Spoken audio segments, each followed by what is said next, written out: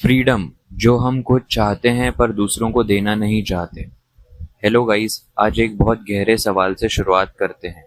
क्या आप फ्रीडम चाहते हो? अगर मैं आपसे पूछूं अपनी लाइफ अपने हिसाब से जीना चाहोगे? आप तुरंत कहोगे बिल्कुल। लेकिन एक और सवाल, क्या आप उतनी ही फ्रीडम अपने पार्टनर को देने के लिए तैयार हो? यहीं से कहानी इंटरेस्टिंग हो जाती है। वाइफ चाहती है उसे फ्रीडम मिले, पर जब हस्बैंड अपने दोस्तों के साथ टाइम स्पेंड करे तो बेचैनी शुरू हो जाती है।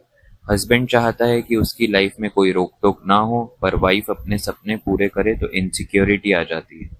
हम सब फ्रीडम मांगते हैं, लेकिन फ्रीडम पार्टनर नहीं चाहते, और शायद इसी वजह से दुनिया में इतने कॉन्फ्लिक्ट्स हैं। एक छोटा सा सवाल, अगर आप किसी पंछी से प्यार करते हैं तो क्या उसे पिंजरे में बांध कर रखोगे या उसे आसमान दोगे? अजीब बात है, जिससे हम प्यार करते हैं बहुत बार वो प्यार नहीं, ओनरशिप होती है। हम कहते हैं तुम मेरे हो, लेकिन क्या कोई इंसान किसी का हो सकता है? आप खुद भी अपने नहीं हो पूरी तरीके से। कल क्या सोचोगे, क्या फील करोगे, किसी को नहीं पता। फिर हम दूसरे इंसान पर इतनी मालकियत का दावा कैसे कर लेते हैं? ओशो की एक गहरी बात है। ओशो कहते हैं, love gives freedom, possession destroys it.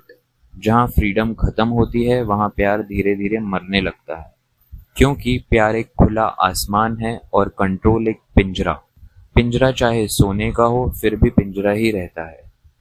थोड़ा अपनी लाइफ को देखो, कभी ऑब्जर्व किया है हम कहते हैं मैं तुम्हारी फिक्र करता हूँ, लेकिन कई बार फिक्र के पीछे कंट्रोल छुपा होता है। उधर मत जाओ, ये मत पहनो, ऐसा मत करो, उससे बात मत करो, और धीरे धीरे एक इंसान की इंडिविजुअलिटी मरने लगती है।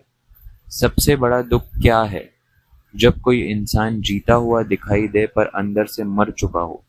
उसने अपने सपने दबा दिए हों, अपनी आवाज दबा दी हो, सिर्फ सिर्फ रिलेशनशिप बचाने के लिए। आप सोचिए, अगर भगवान भी आपको फ्रीडम देते हैं तो हम कौन होते हैं किसी और की फ्रीडम छीनने वाले? भगवान ने कभी आपको मजबूर नहीं किया। आप गलती कर सकते हो, सीख सकते हो, गिर सकते हो, उठ सकते हो, पूरी फ्रीडम दी गई है। फिर हम दूसरे इंसान को वही अधिकार क्यों नहीं देते? आज बहुत से रिलेशनशिप प्यार की वजह से नहीं बल्कि डर की वजह से चल रहे हैं। लोग साथ हैं पर आजाद नहीं हैं। एक दूसरे को खोने का डर इतना ज्यादा है कि जीना ही भूल गए हैं। और सच बताऊं, जिसे आप बांधोगे वो सिर्फ आपके शरीर के पास रहेगा पर दिल से दूर हो जाएगा, और जिसे फ्रीडम दोगे वो दिल से और करीब आ जाएगा, क्योंकि रिस्पेक्ट पैदा हो जाती है, ट्रस्ट पैदा हो जाता है, और ट्रस्ट के बिना सिर्फ एक कॉन्ट्रैक्ट ही रह जाता है। खुद से ये सवाल पूछो, क्या मैं प्यार करता हूँ या कंट्रोल? क्या मैं फ्रीडम मांगता हूँ पर देता नहीं? क्या मुझे प्यार पर भरोसा है या सिर्फ ओनरशिप पर? क्या मैं किसी को खिलने दे रहा हूँ या रोक रहा हूँ? ये सवाल अनकंफर्टेबल है, पर ग्रोथ हमेशा अनकंफर्टेबल क्वेश्चन से ही आती है। एक सुंदर एग्जाम्पल है, फूल को खिलने के लिए स्पेस चाहिए। अगर आप रोज उसकी पंखुड़ियां खींचोगे वो जल्दी नहीं खिलेगा, और खिलना तो दूर वो टूट जाएगा।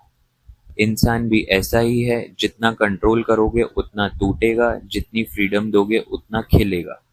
और जब दो खिले हुए लोग मिलते हैं तब रिलेशनशिप जन्म लेता है। दो अधूरे लोग नहीं, दो आजाद लोग।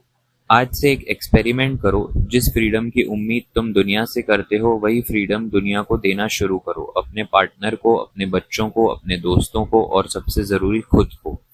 क्योंकि फ्रीडम का मतलब मनमानी नहीं, फ्रीडम का मतलब है अपनी और दूसरों की इंडिविजुअलिटी का सम्मान करना। याद रखना, प्यार कहता है मैं तुम्हें आजाद देखना चाहता हूँ, और पोजीशन कहता है मैं तुम्हें अपना बनाना चाहता हूँ। अब फैसला, अब डिसीजन आपको करना है। आप प्यार में जीना चाहते हो या ओनरशिप में? अगर सच में जीना चाहते हो तो प्यार करो, और प्यार का दूसरा नाम ही फ्रीडम है। जब दो आजाद लोग मिलते हैं तभी सच्चा प्यार जन्म लेता है। Thank you so much guys for listening, for watching the video. अगर आपको कंटेंट पसंद आया हो तो आप लाइक, शेयर, सब्सक्राइब कर सकते हैं और वीडियोस के लिए। Thank you so much.